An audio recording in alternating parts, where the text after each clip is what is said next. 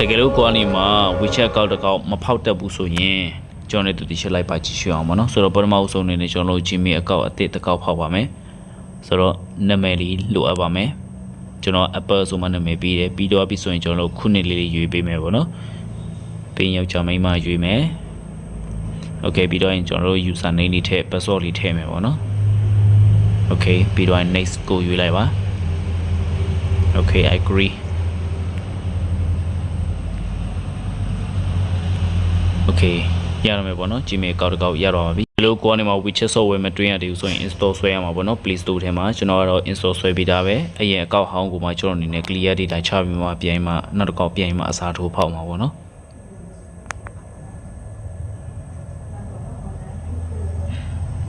Okay ရတော့ပြီဆိုတော့ sign up ကိုတစ်ချက်နှိပ်လိုက်ပါပြီးတော့ဖုန်းနံပါတ်ရွေးမယ်နော်ဆိုတော့ဒီနေရာမှာကျွန်တော်တို့ရဲ့နာမည်ဖောက်ချင်တဲ့နာမည်နဲ့ပြီးတော့ပြီဆိုရင်မြန်မာကိုရွေးပေးရမှာမယ်ဒီနေရာမှာ Okay မြန်မာကိုတစ်ချက်ရိုက်ရှာလိုက်ပါနော်ပြီးတော့ပြီဆိုရင်ဒီနေရာမှာကျွန်တော်တို့အကောက်ဖောက်မဲ့ဖုန်းနံပါတ်နဲ့ password လေးထည့်ပေးရမှာပေါ့နော်ဆိုတော့ဒီအဆင့်မှာတစ်ချက်မှတ်ထားပေးပေါ့နော်မမှန်လည်းကိစ္စမရှိပါဘူးကျွန်တော်အနေနဲ့ password မသိလဲလဲချင်းကြရင်ကျွန်တော်တို့ဒီ sync ရှိထားတယ်ဆိုရင် forget password နဲ့ဝင်လို့ရပါတယ်ဒါပေမဲ့မှတ်ထားတာပုံမှာအဆင်ပြေပိုကောင်းနေပေါ့နော်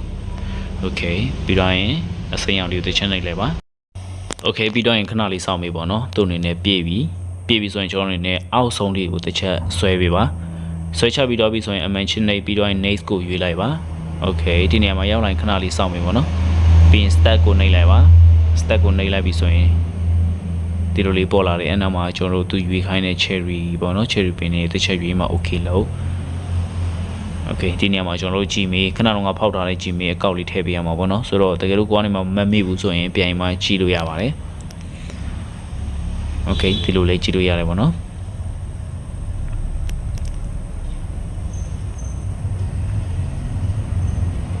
Apple ဆိုမှကျွန်တော်အနေနဲ့ခဏတော့ငါ Gmail အကောင့်အသစ်ဖောက်ထားတာပေါ့နော်အဲ့ဒီ Gmail ကိုပြန်မှဒီထဲမှာထည့်မှာဖြစ်ပါတယ် @gmail.com Okay ပြီးတော့ပြီဆိုရင်ကျွန်တော်တို့ next ကိုတစ်ချက်ရွေးလိုက်ပါနော် Okay နှိပ်ပြီးတော့ပြီဆိုရင်လည်းဒီလိုလေးပေါ်လာမယ်ပေါ့နော်ဆိုတော့အထဲမှာကျွန်တော်တို့ I have confirm verification ကိုနှိပ်ပြီးတော့ရင် okay လေးကိုနှိပ်ပြီးတော့ပြီဆိုရင်ကျွန်တော်အနေနဲ့ Gmail ထဲဝင်မယ် Gmail ထဲမှာ WeChat theme ဆိုမှအဲ့ဟာလေးကြာလာလေးစာလေးကိုကျွန်တော်အနေနဲ့ click confirm ဆိုမှနှိပ်ပါမယ် Okay အမှန်ချစ်ပြီးတော့ပြီဆိုရင်ကျွန်တော်အနေနဲ့ WeChat ထဲပြန်ဝင်မယ်ပေါ့နော် Okayဆိုတော့ scan တောင်းတယ်ကျွန်တော်အနေနဲ့ WeChat scan ဖတ်လိုက်မယ်ပေါ့နော် Okay ပြီးရင် confirm ပြီးတော့ရင် close နှိပ်လိုက်ပဲအဲ့ဆိုရင်ရတော့ပြီပေါ့နော် confirm ဆိုမှဟိုဘက်မှာနှိပ်လိုက်ရပါပြီဆိုတော့ဒီနားမှာကျွန်တော်တို့အနေနဲ့ကုတ်ထဲရမှာပေါ့နော်ဆိုတော့ဒီမှာတခုရှိရတာတချို့ဖုန်းတွေဆိုရင်ကုတ်မကြောက်ဘူးကျွန်တော်ဒီကိုစမ်းပေးတဲ့ဗီဒီယိုမှာလေသူကကုတ်မကြောက်ဘူးပေါ့နော်2ခါ3ခါလောက်တောင်းနေမကြောက်ဘူးအဲ့လိုဆိုရင်ဖြစ်နေကိစ္စမရှိဘူးကျွန်တော်အနေနဲ့ဖုန်းကောဆိုရင်မှကျွန်တော်ဖုန်းခေါ်ပြီးမှဒီဖုန်းမှာဖုန်းခေါ်လာလိမ့်မယ်အဲ့ထဲမှာသူ့အနေနဲ့ကန်တန်း6လုံးသူကနေမှပြောပြလိမ့်မယ်ပမာလိုပဲအဲ့ဒါကိုမှကျွန်တော်အနေနဲ့မှတ်ထားပြီးမှဒီထဲမှာထည့်ပေးရမှာပေါ့နော်ဒါပေမဲ့ကျွန်တော်ဒီခုစမ်းတဲ့ထဲမှာတော့ message နဲ့ပဲစမ်းတယ်message လေးကြာလာတယ်ပေါ့နော်သူက Okay ကုတ်လေးကြာလာပြီပေါ့နော်ကျွန်တော်တို့ကုတ်လေးကိုတစ်ချက်ဖြည့်အောင်ခွန်9392နှစ်ပေါ့နော်ဖြည့်ပြီးတော့ next ကိုရွေးလိုက်ပါ Okay ခဏလေးစောင့်ပြီပေါ့နော်ကျွန်တော်စောင့်တဲ့နေရာပဲရှိတာစောင့်ရတဲ့နေရာပထမတစ်ချက်ကကုတ်ကိုစောင့်ရတာနဲ့ကုတ်ထည့်ပြီးတော့ပြီဆိုရင်ဒီ please wait ဆိုတာလေးစောင့်ရတာတော့နေရာရှိတယ်ကျန်တဲ့နေရာလေးကကျတော့ကျွန်တော်တို့ကိုယ်တိုင်လောက်ရတာနှိပ်ရတာဆိုတော့လွယ်တယ်မြင်တယ်ပေါ့နော် Okay ရလာပြီ Okay အလောင်းလေးကိုပေးလိုက်ပါ